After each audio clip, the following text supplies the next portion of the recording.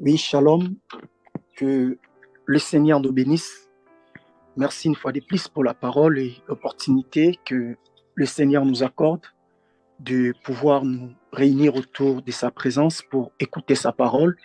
Comme il est écrit dans sa parole que l'homme ne vivra pas du pain seulement, mais de toute parole qui sort de sa bouche. Et alors, c'est un grand privilège pour nous euh, en, ces, en ces jours. J'aimerais épingler avec nous c'est un sujet que j'ai intitulé Entre l'épée des pharaons et la mer Rouge. Donc, j'aimerais parler de ces deux extrémités.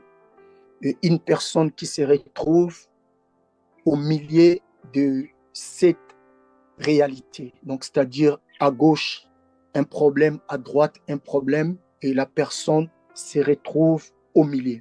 Je crois que l'histoire que nous allons nous servir, c'est bel et bien l'histoire du peuple d'Israël pendant leur sortie de l'Égypte. Je vais lire avec nous quelques textes qui nous seront utiles pour éclairer cette pensée. Nous prenons Exode chapitre 13. Nous allons prendre à partir du verset 18 et 17 à 18. Exode 13, 17 à 18. J'ai lu la parole au nom puissant de Jésus. Lorsque le pharaon laissa partir le peuple, Dieu ne les conduisit pas par le chemin qui passait par les pays des Philistins. Même si c'était le plus direct, Dieu s'est dit en effet, le peuple pourrait éprouver des regrets en rencontrant la guerre et retourner en Égypte. Dieu fit donc faire au peuple un détour par les chemins du désert, vers la mer des Roseaux. Les Israélites étaient partis d'Égypte en ordre de bataille. Je m'arrête par là. Alors, la question revient à se demander que faire lorsque je me retrouve au milieu entre le pays des pharaons et la mer Rouge. Que faut-il faire en ces moments-là? Lorsque je me retrouve en pleine, en pleine réalité où je regarde à gauche, je ne trouve pas la solution. Je regarde à droite, je ne vois pas une porte de sortie devant cette réalité.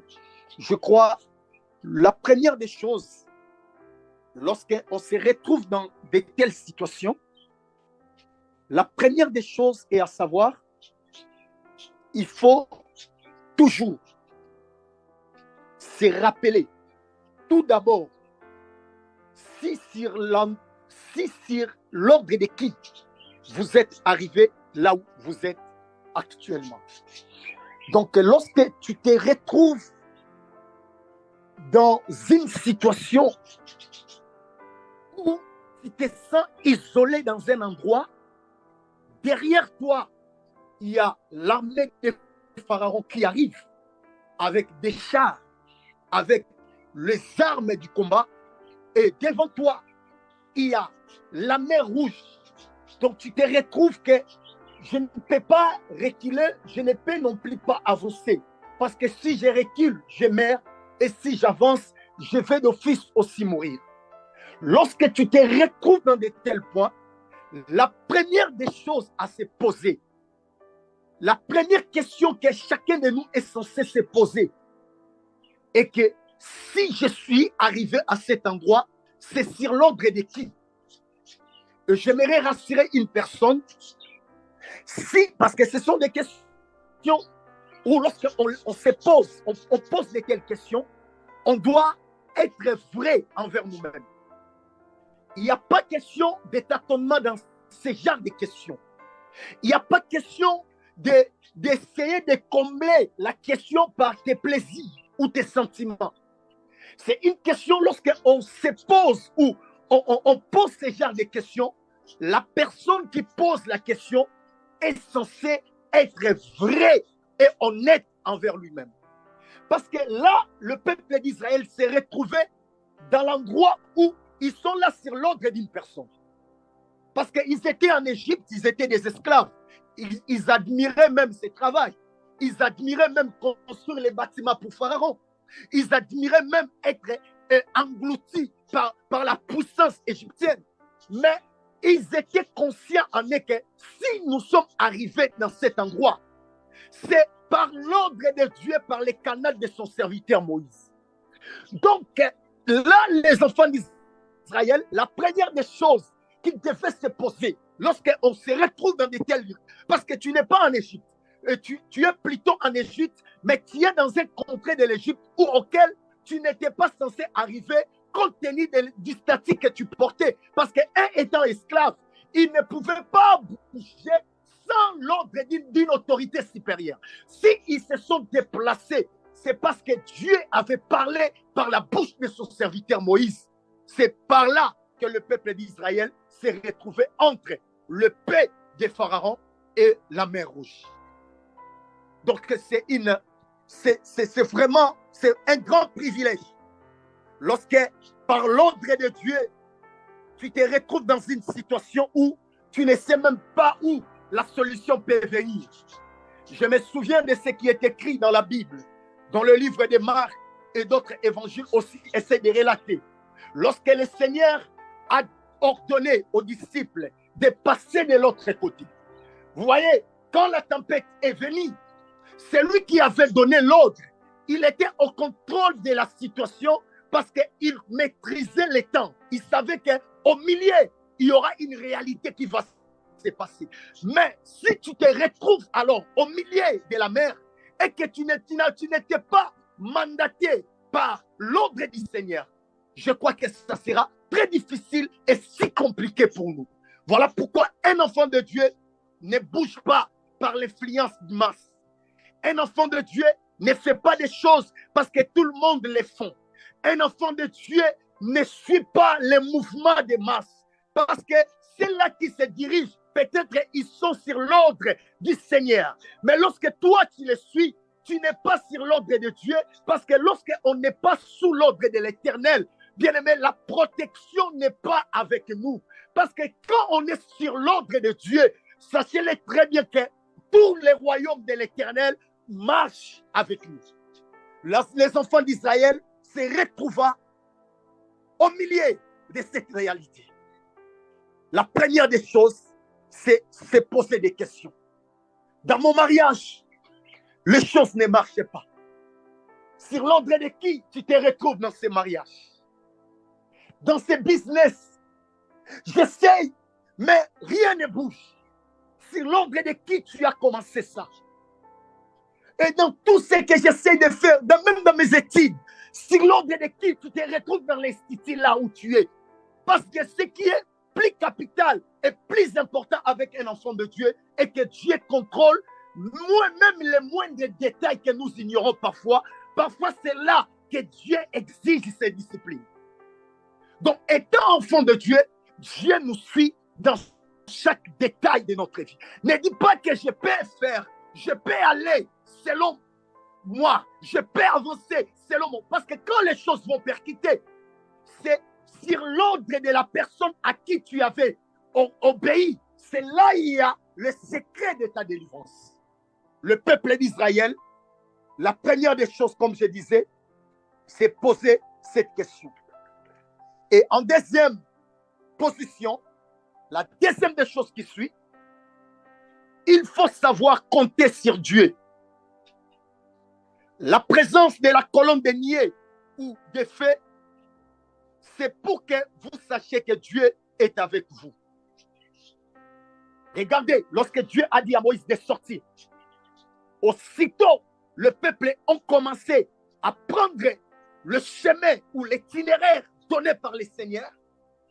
Aussitôt, un mystère a commencé. C'est-à-dire Dieu a commencé à défoncer le peuple par la colonne de nuée et le colonne de feu pour que le peuple d'Israël marche jour et nuit sans cesse. Parce que lorsque la présence de cette colonne était pleinement comment dirais-je, était suffisante pour que les enfants d'Israël puissent avoir confiance à l'Éternel, parce que la présence de Dieu, c'était par le canal de ces colonnes de niais et ces colonnes de feu.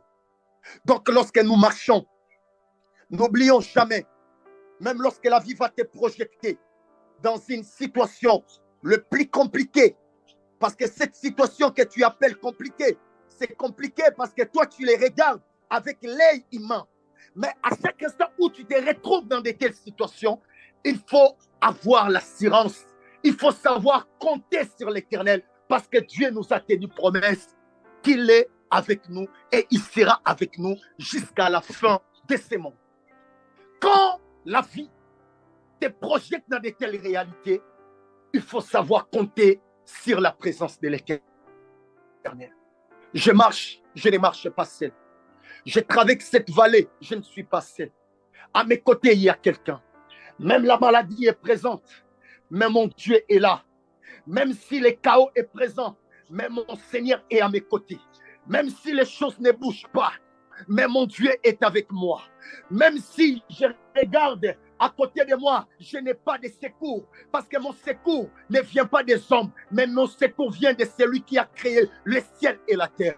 Bien, mais il y a des moments dans la vie chrétienne où on marche avec Dieu, avec cette assurance de sa présence autour de nous. Les enfants d'Israël, ils devaient compter sur la présence de ces colommes de feu et de niais, bien, mais qui marchaient avec eux. Je suis en train de parler à une personne en cet après-midi. Toi qui te retrouves peut-être comme ce peuple d'Israël, tu te retrouves au milieu des réalités où toi-même tu te poses des questions. Comment je me retrouve là? Et pourquoi Dieu a permis que je me retrouve dans cette réalité? Pourquoi Dieu a permis que cela soit seulement moi dans cette situation?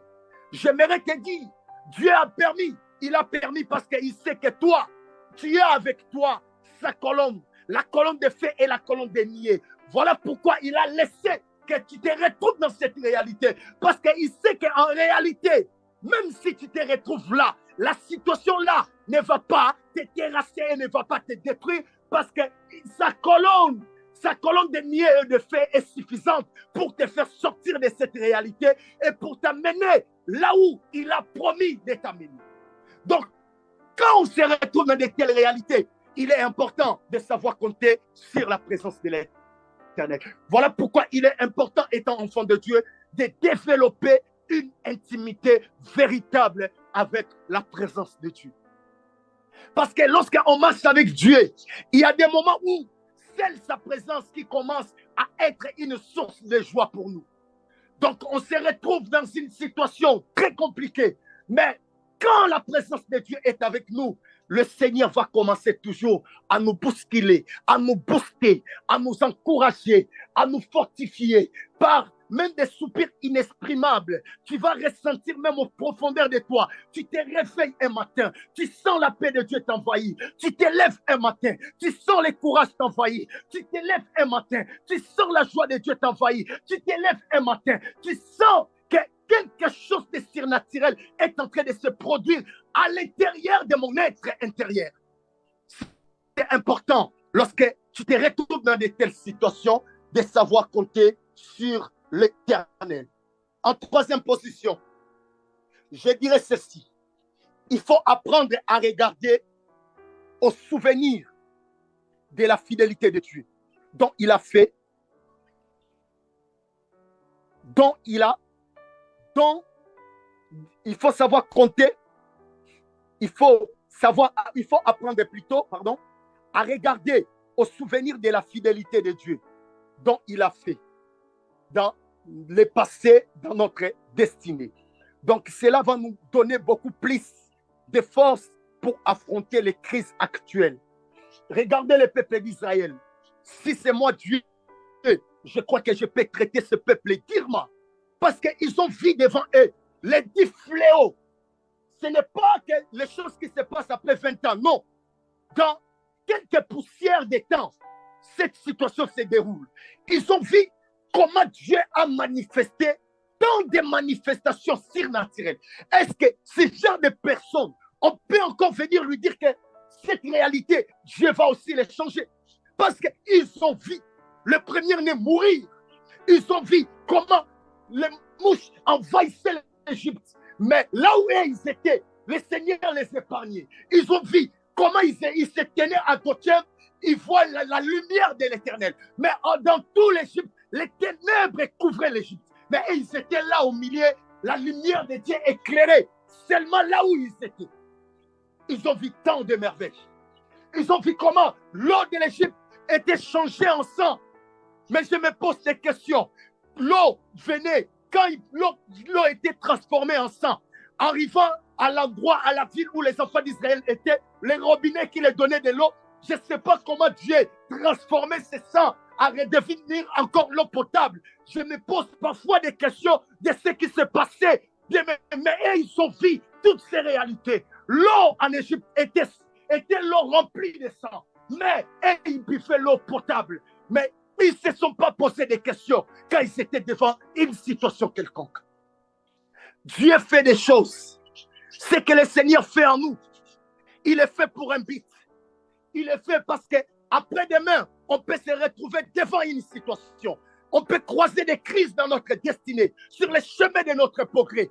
Mais ce que Dieu a fait dans le passé, on peut emprunter cela comme un manteau d'assurance que ce qui est devant moi, si celui qui m'a délivré de la griffe du lion, de la patte de l'ours, il est aussi capable devant ces Goliaths. Le Seigneur est capable aussi de me délivrer de cette réalité. Si Dieu t'a délivré de l'ours et du lion, il t'a donné un gage devant n'importe quelle situation. Parce que je crois que chacun de nous, il est là, il a quelque chose, il a les traces de Dieu. Même si tu n'as pas vu les miracles sur les chemins de ta vie, le fait de respirer, c'est déjà l'un des signes importants qui peut te rassurer que Dieu interviendra dans cette réalité. Parce que si Dieu n'a pas voulu que tu sois, il n'allait pas permettre que tu sois en vie.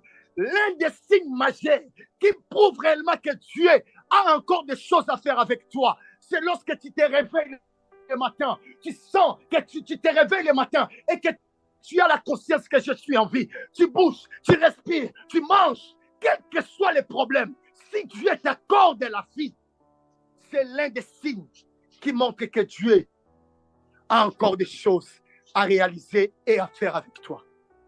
Il faut savoir compter sur la fidélité de Dieu. Qu'est-ce que Dieu a fait? Ce qu'il a fait, il est le même qui a fait ça. C'est le même aussi qui fera quelque chose. Parce que là, je ne sais pas les chemins et je n'ai même pas besoin de connaître par quel moyen le Seigneur me fera sortir de cette réalité. Mais ce que je sais simplement compter sur la fidélité de Dieu. Parce que je sais que c'est lui-là qui m'a délivré. Je ne savais même pas comment il allait me délivrer de la griffe du lion. Comment le Seigneur pouvait m'accorder la capacité de résister à l'ours. S'il a fait ça, devant cette situation aussi, il le fera. Quel qu'en soit les cas, Dieu, il trouvera un moyen. Les moyens, ce n'est pas à toi, ce n'est pas à moi. Par comment les choses vont se passer, ce genre d'interrogation, ce n'est pas à nous de se poser. Le Seigneur, ce qu'il nous demande, c'est de compter sur sa fidélité par rapport aux choses qu'il a déjà accomplies dans notre chemin et dans notre destinée. Israël, ils se retrouvent. Regardez comment ils étaient paniqués. Ils ont commencé à déranger Moïse. Moïse, qu'est-ce qu'on t'avait dit? Laisse-nous en Égypte. On désire même servir Pharaon. Regarde les hommes comment ils se condamnent eux-mêmes parce qu'ils sont face à une situation quelconque. J'aimerais dire à une personne, devant n'importe quelle situation, il faut savoir regarder à la fidélité de l'Éternel. Ton Dieu est fidèle. Ton Dieu est tellement fidèle. Il a promis dans sa parole, en aucun jour, il peut nous délaisser. Il ne pourra en aucun cas mentir. Dieu ne ment jamais. Ce qu'il a dit, il finit par accomplir ce qu'il a dit. Donc, il faut savoir compter sur la fidélité de Dieu. Même si c'est difficile, même si c'est comment, les trois des Hébreux, qu'est-ce qu'ils ont dit? Même si Dieu ne vient pas intervenir, nous, on compte sur lui. Donc, qu'il vienne ou pas, nous, on s'accroche à lui.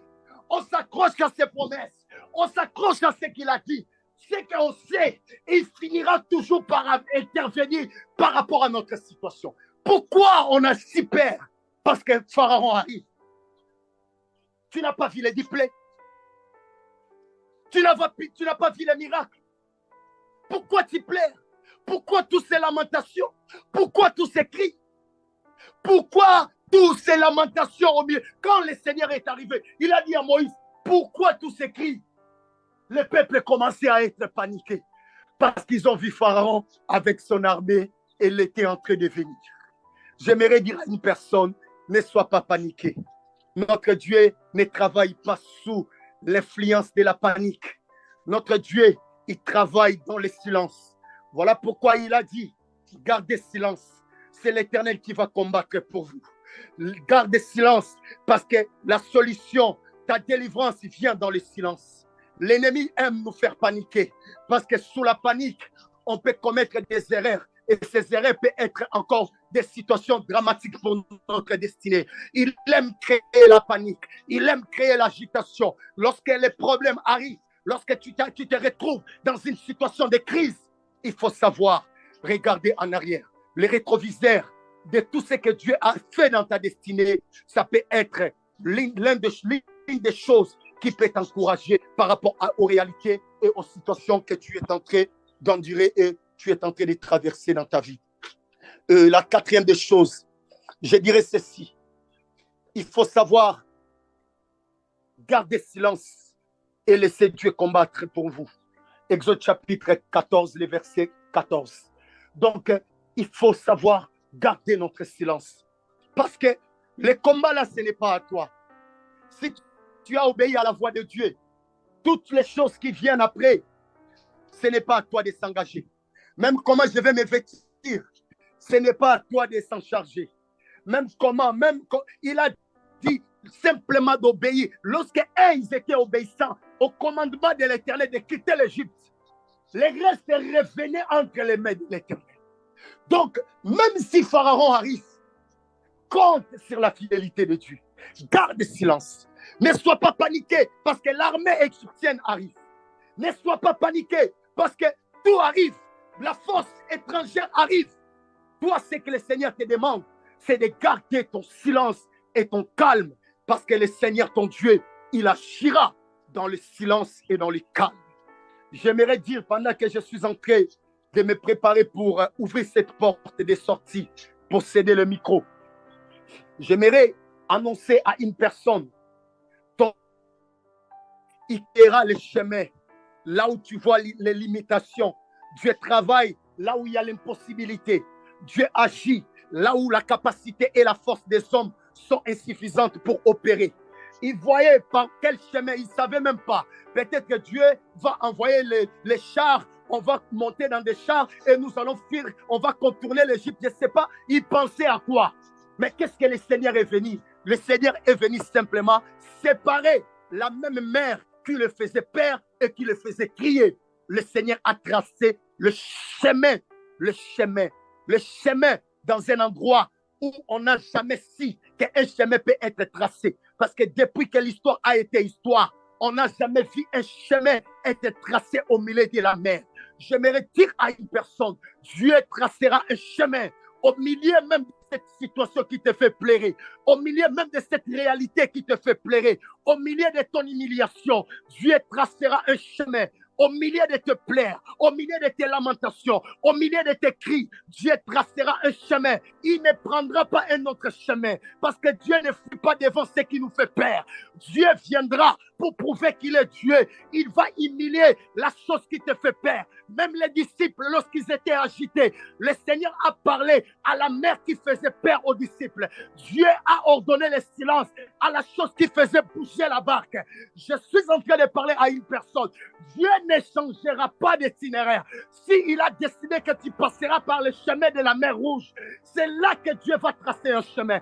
Comment il va le faire, je ne sais pas. Par quel tracteur il va le faire, je ne sais pas. S'il va choisir un bateau, c'est l'affaire de Dieu. Mais ce que je t'annonce, Dieu tracera. Il trouvera un moyen de t'épargner de la risque de l'ennemi. Il trouvera un moyen de t'épargner de la colère des pharaons. Il trouvera un moyen de t'épargner de cette maladie qui est en train de roncher ton corps. Il trouvera un moyen de te libérer de ces oppressions. Il trouvera un moyen de créer même dans les néants quelque chose qui n'a pas existé pour que le nom de l'Éternel soit glorifié dans ta situation. Et Dieu, il finira par glorifier son nom dans cette situation qui te fait pleurer.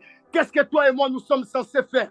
Nous sommes censés garder nos yeux vers lui parce que c'est lui qui a la solution et c'est lui qui a la porte de sortie là où nous sommes limités. Dieu n'est pas limité. Que Dieu nous accorde ses habilités, ses capacités, quels qu'en soient les cas, quelle qu'en soit la chaleur du feu, quelle que soit la taille de notre adversaire, quel que soit le nombre de nos ennemis, que le Seigneur nous accorde la capacité de garder le silence et de s'attendre à lui, parce que notre solution viendra à lui.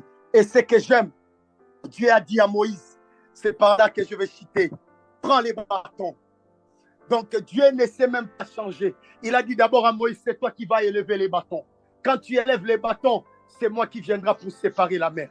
Donc Dieu a travaillé par les canaux de l'homme pour dire à l'homme qui marchait avec ces gens que je suis là, je suis pleinement présent. Si hier tu as vu les miracles, aujourd'hui c'est possible encore de les voir. Si hier tu as vu tout ce que j'ai fait, je n'ai pas changé, je suis le même. La Bible dit qu'il ne connaît ni changement ni ombre de variation. Donc le temps passé ne modifie jamais qui il est. Il est constant, il demeure le même.